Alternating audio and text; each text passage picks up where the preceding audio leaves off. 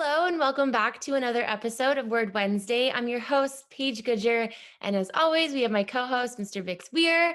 How's it going, Vix? Look at Theta. Oh my gosh. Oh my gosh, is right. Yeah, it's going crazy busy on the road to Ruta. I can't get back to emails. I can't, well, we have a Theta page so people can figure everything out there because I am useless. Sorry, getting back to people because it's just too many. And it's good though. It's good. Yeah, I do want to put out a little warning at the beginning of this video. A couple people have been reaching out to me through Instagram, letting me know about scammers on Instagram and Twitter and on YouTube. We will never reach out to you. We will never ask for your money. We will never talk about investing tips, anything. Please, please, please do not send these people your money. Um, and They just be have my careful. picture.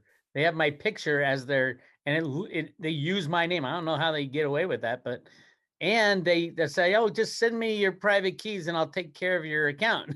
I would never do that. Never, never, never give anybody your private keys. Yes, never do that. We will not reach out. Make sure you look at the spelling. Sometimes, like Vic said, the pictures are the same, but just beware. We want to protect you guys and we don't want anyone losing money. So, today we will be discussing and defining staking specifically with Theta. But in order for us to fully understand staking, we need to back it up and review the consensus systems that make blockchain possible so we can better understand staking and why it is important for some cryptocurrencies. Blockchain uses consensus systems known as proof of work and proof of stake. These are what I like to call block creators, and they help the network achieve consensus while rewarding users who participate. Bitcoin uses proof of work to create blocks, and proof of work is essentially an expensive computer calculation. This will be review for some, but the way this works is that transactions are bundled together into what we call a block. Miners verify that transactions within each block are legitimate. To do so, miners solve a mathematical puzzle known as a proof of work problem. It's like asking millions of miners, what number am I thinking of? But that number happens to be a 64-digit hexadecimal number. So it's going to be extremely hard to guess the right answer. So a reward is given to the first miner who solves each block's problem, producing a valid block. Verified transactions are stored in the public blockchain, and that is what we know as blockchain, where we can see all those transactions. Cryptocurrencies like Theta use proof of stake. Instead of miners, proof of stake has validators. To become a validator, you must put down a deposit or stake in order to participate in the process of block creation. So here's our Roto-Rooter definition of staking. Staking is where a user locks or holds their funds in a cryptocurrency wallet in order to participate in maintaining the operations of a proof of stake-based blockchain system. It is similar to crypto mining in the sense that it helps the network achieve consensus while rewarding users who participate. This supports the security and operation of the blockchain you have staked to. This part is what I find most interesting about staking is that in staking, the right to validate transactions is baked into how many coins are locked or staked inside a wallet. With proof of stake, instead of computers competing simultaneously to produce a valid block, an algorithm selects a validator to create a block. Once the validator is selected, they have the exclusive right to create a block, which means that other validators are not wasting energy doing any computational work. This dramatically reduces energy consumption compared to proof of work. Imagine all those computers competing all the time to figure out that number we talked about earlier, right? What number am I guessing? So this makes proof of stake more efficient all the way around. Also, it creates a more safe and secure network because if a validator misbehaves, they lose their stake, which gives the incentive to behave honestly. In the Theta blockchain, validator nodes propose and produce new blocks in the chain, while guardian nodes seal blocks and act as a check on malicious or otherwise non-functional validator nodes. Guardian nodes play important roles to protect the security of the Theta blockchain, as they form a second layer defense around potential malicious attackers. Guardian nodes are like mini validator nodes and have a similar benefit when it comes to rewards. On the Theta network, the reward for staking is T fuel, which is needed to fuel or run transactions on the Theta network. So there are two kinds of staking, centralized and decentralized. You can probably guess which one we like better on the road to Ruta, but I'm going to cover both of them just so everybody knows that there are two kinds of staking. So, centralized staking are blockchain providers that are already up and running and provide you with the ability to stake your cryptocurrency. You deposit or transfer your funds into the exchange, and the provider will handle everything else, giving you the ability to start your staking cryptocurrency right away. Keep in mind that using a centralized staking provider means that you give them control of your funds. They hold your private keys, putting you at risk of losing your assets if the system is hacked or goes down. And then we have decentralized staking, which we like on the road to Ruta. And that is also known as dStaking. And that doesn't use a third party exchange for the staking of a cryptocurrency. You hold onto the control of your private keys and asset ownership, ensuring your assets are secured. There are many proof of stake cryptos like Ethereum, Cardano, Trezor, Algo, and ICX. But today we will be focusing on Theta, but that doesn't mean that this information cannot be applied to other cryptos.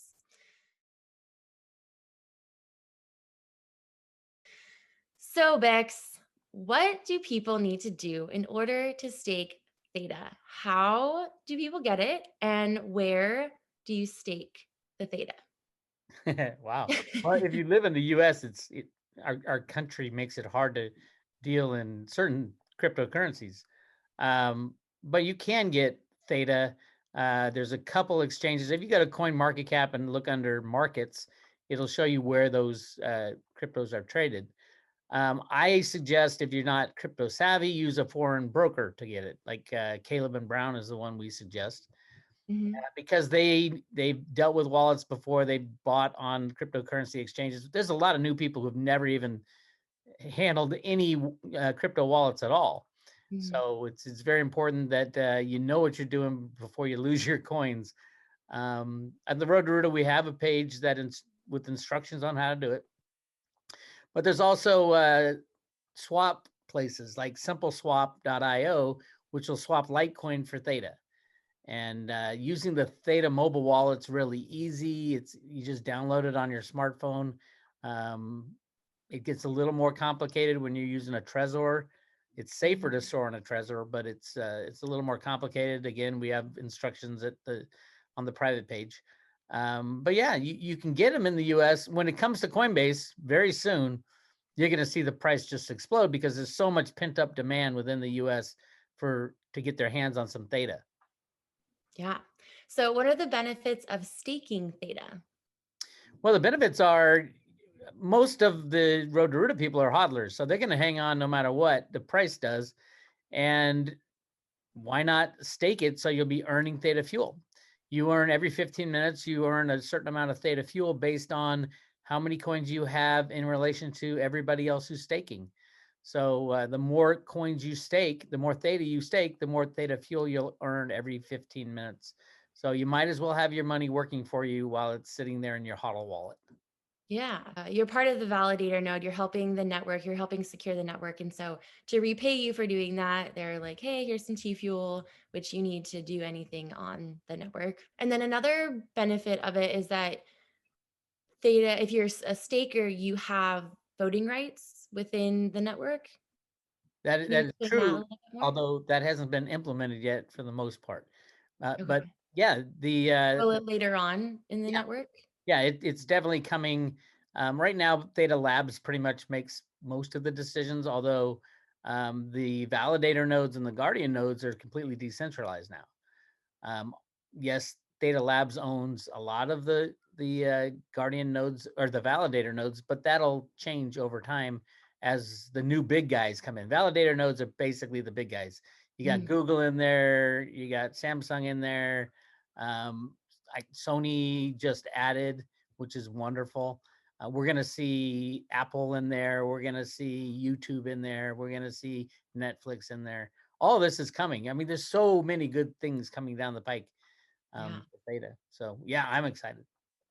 So, are there any risks when it comes to staking Theta? There are not any extra risks. I mean, the risks of Theta is pretty much the somebody gets a hold of your keys of your wallet. Now, when you're staking, the actual theta stays on your wallet. It just moves over to the staking section. I get emails all the time saying, "Oh my God, I staked my theta, but now it shows 0 in my theta wallet." Well, it'll show 0 on the front page, but if you click on the stakes button, you'll see that Mhm. the theta is held there. It's still on your same wallet.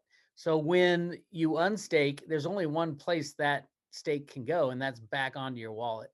So there's no extra risks, but there are always risks when you're creating a wallet. Make sure you give no one your password. Make sure you create it correctly, and things like Mhm. that.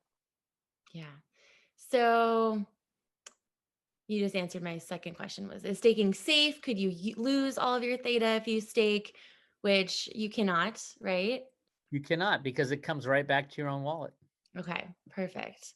I get that question a lot on Instagram also. You get it a lot. Um, so you still own all of your theta when you do stake it, correct? You own it and you All yours. control it. Absolutely. It Okay. takes about 55 hours to unstake. Okay. And then if you're staking into Gpool or a Guardian node, that's not considered a third party because the only way for them to they can't take your cryptos if it's staked out of there because the only other place they can go is back onto your wallet. Right. That is correct. The G pool, all you're doing with G pool is using their Guardian node holder summary, which is the big long words and or letters and numbers that you need to stake. You aren't giving them your, please don't give anybody your theta to stake for you. You will be staking on your own phone or your own wallet, and you will just be using their node holder summary, which is proof that they are actually out there um, doing the job of a Guardian node and approving transactions. And I think they've got 7 different sites, 7 different places running the same node. So your uptime is going to be a lot better than if you did it on your computer. Yeah, I ran mine on my computer at first, and then every time I would close it or I would restart it or something, I wasn't earning that T fuel. So I would recommend doing it in some type of G pool so your own computer isn't running that. Theta Labs is actually part of the roadmap this quarter. Is they're going to introduce one-click staking. So on your phone, you'll just be Yeah. able to go click and you stake your theta. It's really cool. And that'll be really easy after everything's added to Coinbase, and when people can easily buy Theta and then stake it with the click of a button. Well, I So don't know what Coinbase is going to do with the staking. I would assume that they would include staking, but they don't have to because remember at Coinbase they hold your theta. but can't you pull it off of that exchange and then Yes. stake it yourself? Yeah, that's the beauty of Coinbase is it's easy to use to buy it, but definitely pull it off, put it in your own wallet, and then stake it. Yeah. So that brings me to the next question. Exchanges have naturally jumped into the staking business thanks to the extensive number of users on their platform. Should people ever stake their Theta by using a third party like Binance or Coinbase? They're going to take a chunk out of it, and you have third-party risk. So I would say no. You can. It's not rocket science to learn how to stake. If you can make a mobile wallet on your phone, you download the app and write down your 12 words, and you've made a wallet. You can learn how to stake, and you won't have the risk of a third party going bankrupt, and you won't have them taking a little chunk out of the stake. Yeah. So, would you recommend cold staking into a wallet, into a hard wallet? Yeah, my favorite is the Trezor wallet.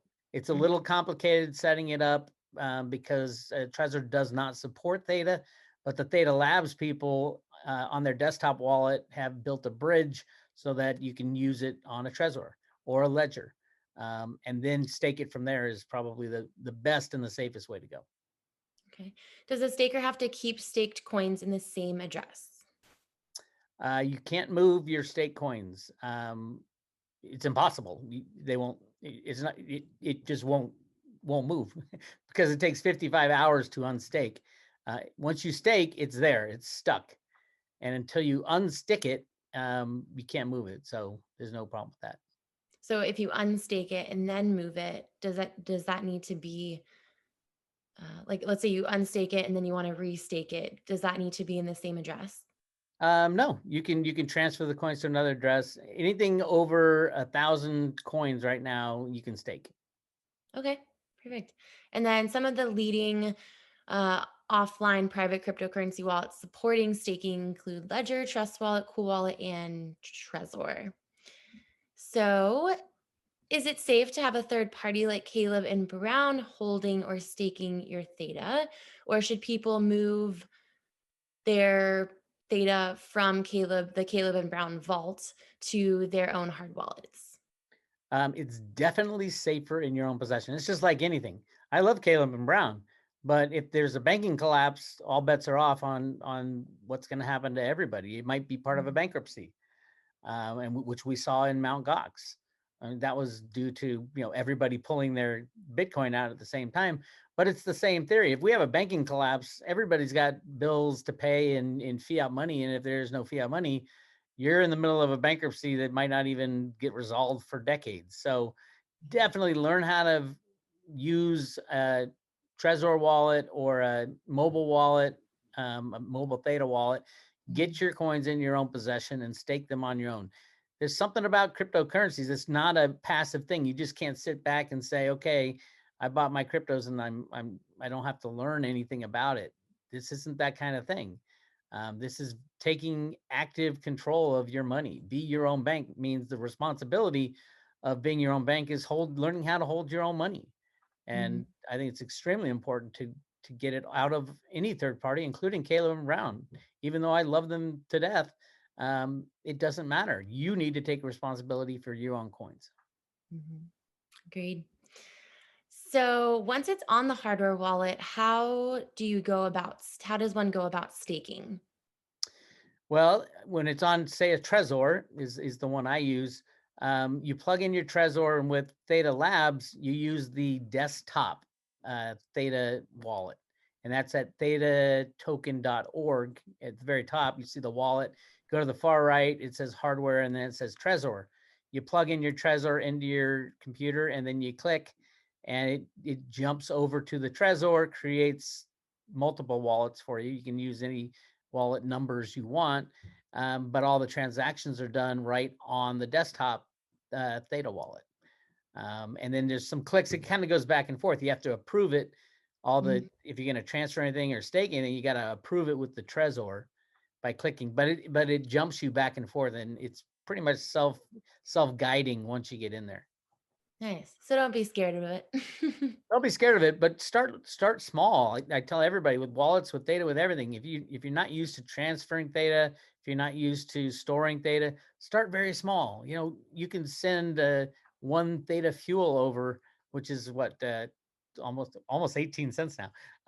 You can send one Theta fuel over to your Trezor wallet just to make sure you know how to do it.